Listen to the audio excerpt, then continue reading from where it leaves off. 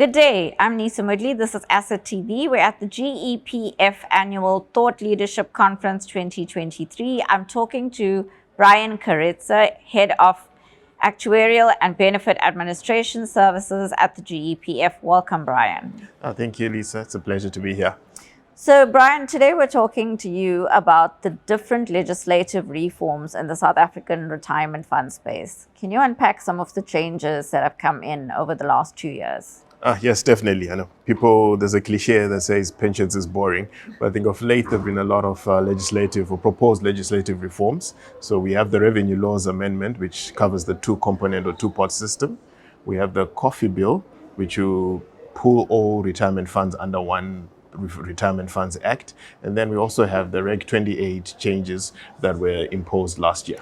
So of those three, can you tell us, can we hone in on what's cooking with the two-pot system? Yeah, I don't know if we should call it two-pot or three-pot, but yes, I'm happy to dig further into it. If we look at the proposed legislation, which is meant to be implemented on the 1st of March 2024.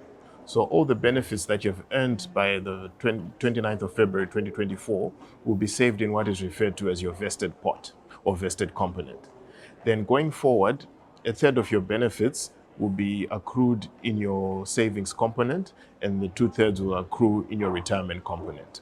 Now, if we compare to what is happening currently, when you leave a fund, you're able to access everything you've earned at that point in time.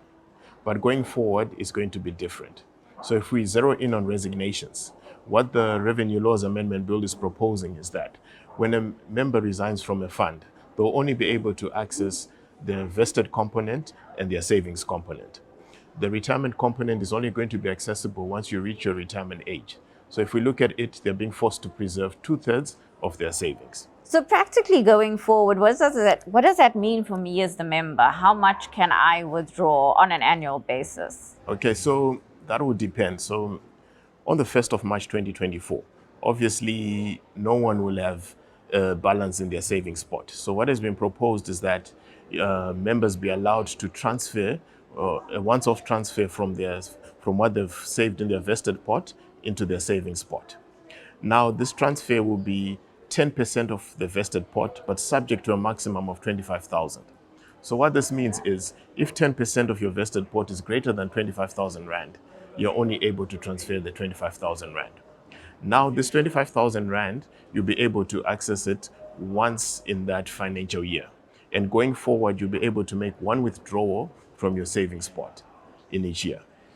And is that, after that initial 25,000 Rand cap in the first year, is my annual drawdown or the annual amount I can access still going to be 25,000 or is it less? No. So what you'll be able to access going forward, you can access your full savings pot, but it's subject to it being at least 2,000 Rand. So if you have 10,000 Rand, 30,000 Rand, you have the option of accessing the full amount. But it has to be at least 2,000 Rand. A minimum of 2,000. Yeah, it has to be a minimum of 2,000. And how does that withdrawal, that annual drawdown amount that I'm allowed as an emergency option, how is that taxed? It's going to be taxed, unfortunately, at your marginal rates. So it's going to be treated as additional income to what you're getting as a salary or other forms of income that you're getting, and it's going to be taxed at your marginal rates. However, I'd just like to reiterate that this is based on the current proposed legislation. There's still the chance that some aspects might be changed, but based on what is there currently, it will be taxed at your marginal rates. Thank you so much for unpacking that for us today, Brian. Enjoy the rest of the conference. Thank you. It's been a pleasure.